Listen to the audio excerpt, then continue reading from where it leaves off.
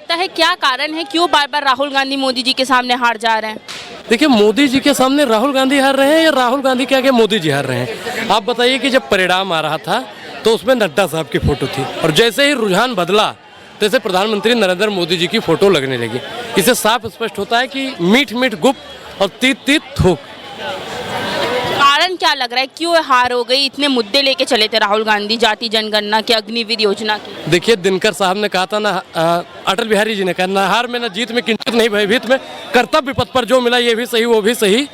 तो मैडम, कर्तव्य पथ पर जो मिल रहा है हम लोग उसे स्वीकार कर रहे हैं। बाकी ये जनता का जनादेश नहीं है, ये तंत्र का जनादेश है। और आपको भी पता है कि 10 से 15 सीटों पर जिस प्रकार से हुआ है वो दुनिया जानती है। और सर क्या हाल है? बढ़िया बढ़िया। बताइए आप मैडम कि 32 वोटों से हार जीत हो रही है। आप बताइए, आपका फ़ोन अगर 99% चार्ज है तो सही काम करेगा। आप बताइए, जो 99% चार्ज था ईवीएम, उसमें बीजेपी के फेवर में वोट पड़ रहा है और जिसमें 60-70% चार्ज था उसमें बीजेपी कांग्रेस दोनों को पड़ रहा है। तो कहीं ना कहीं मैडम हुआ है गड़बड़ी। अच्छा, लेकिन देखिए बीजेपी वालों की तरफ से भी बोला जा रहा है कि वो ब्रांड मोदी की जो चमक थी अब वापस आ रही है। देखिए मैडम, वो जो चमक थी लोकसभा चुनाव में ही फीकी पड़ गई। उसके बाद में उनके कितना भी मरम्मत कर लो चेहरे की, कोई चमक वापस नहीं आ रही है इनकी। पर उनका तो ये कह रहे हैं कि ब्रांड राहुल अब फेल हो रहे हैं, ब्रांड मोदी ऊपर उठ रहे हैं हरियाणा के चुनाव। राहुल जी जननायक है, वो किसान का, जवान का और पहलवान का मुद्दा उठाते थे और हम लोग लगातार अगले 5 साल तक उठाते रहेंगे। क्या कहना है, क्या लगता है क्या कारण रहा कि राहुल गांधी फेल हो गए मोदी जी के सामने? देखिए, राहुल गांधी जी फेल वेल नहीं हुए हैं।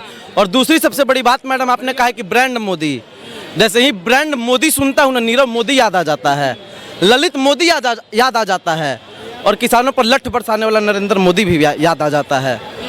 और नरेंद्र मोदी किसी कोई कपड़ा नहीं है कि वो ब्रांड हो गया। एक चुने हुए देश के प्रधानमंत्री हैं, तो प्रधानमंत्री की तरह रहें। आप देख रही होंगी कि लोकसभा का जब चुनाव चल रहा था तो एक प्रधानमंत्री की जो भाषा होती है उसकी मर्यादा को कितना उन्होंने गिराया।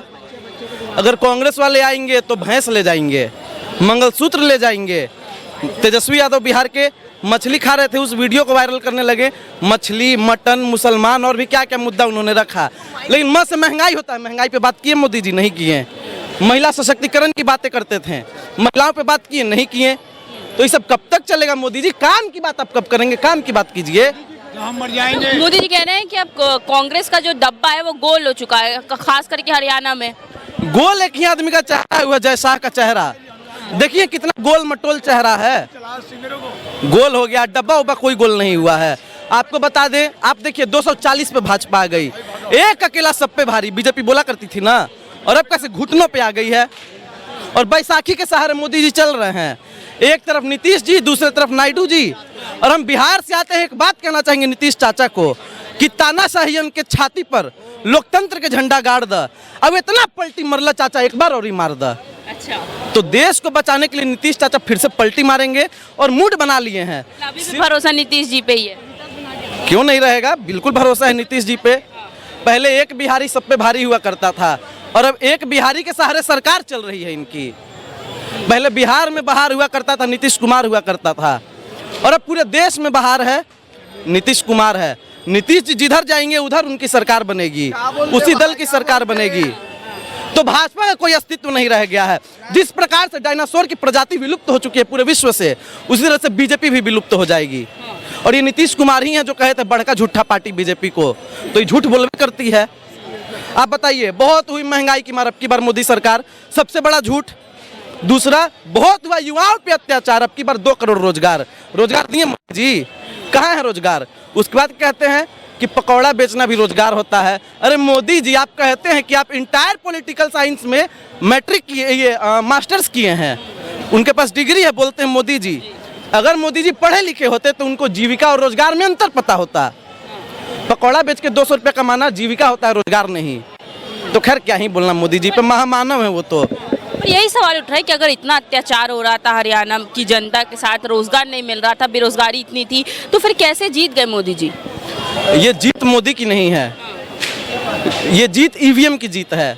सीधा सीधा आपको बता रहा हूँ, ईवीएम की जीत है ये।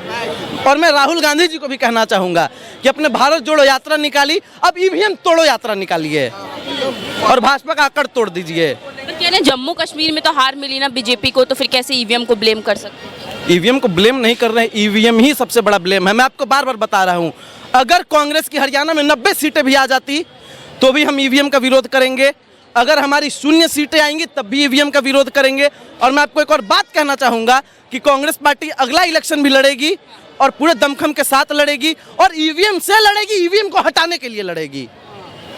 जी अच्छा, क्या कहना है, मोदी जी कह रहे थे कि राहुल गांधी जो पैदा ही सोने और चांदी के चम्मच के साथ हुए हैं, वो गरीबों से उनकी जाति पूछ रहे हैं, वो मुद्दा फेल कर दिया जनता ने उनका। 300 रुपए की टी शर्ट पहनने वाले को मोदी जी सोने और चांदी पे बता रहे हैं। अब आप बताइए कि उनके खानदान पर जाइए, नेहरू जी प्रधानमंत्री, इंदिरा जी प्रधानमंत्री, राजीव जी प्रधानमंत्री, तो उनका तो पूरा खानदान चलाया है।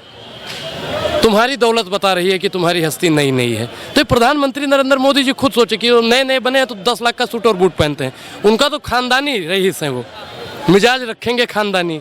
तो राहुल जी के पहनावे से, राहुल जी सोने की चम्मच लेके पैदा हुए, चांदी का चम्मच, उससे वो परेशान ना हो। किस्मत की बात होती है। अभी बता रहे हैं कि हम 35 साल भीख मांगे हैं। अब एक चीज़ बताइए मैडम, जो 35 साल भीख मांगा होगा वो बुढ़ापे में 18 घंटा काम करेगा? बिल्कुल नहीं। हरियाणा के चुनाव पर और कश्मीर के चुनाव पर पहले मैं बात करूंगा।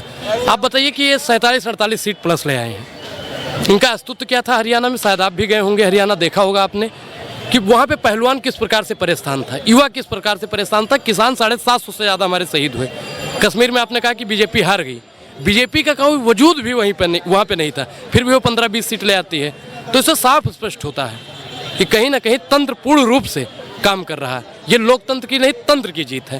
और तंत्र की जीत जब तक होती रहेगी तब तक चुनाव आयोग, चुना लगाओ आयोग बना रहेगा। अच्छा, मोदी जी ने भी कहा कि राहुल गांधी ने बहुत कोशिश की चुनाव के दौरान कि जाति में बांट दिया जाए जनता को, लेकिन जनता ने प्रूव कर दिया कि हम नहीं बंटने वाले। जाति में कौन बांटा है? अमित शाह का बयान है, हरियाणा गए थे, मैं बनिया का लड़का हूँ, हिसाब किताब जानता हूँ किसका क्या हिसाब करना है। ये राहुल गांधी जी का भाषण है? देखिए, जाति में, धर्म में बांटने का अगर कोई काम करती है तो भारतीय जनता पार्टी करती है और कोई पार्टी नहीं करती है। राहुल गांधी जी जातिगत जनगणना की बात करें, इसमें क्या गलत है?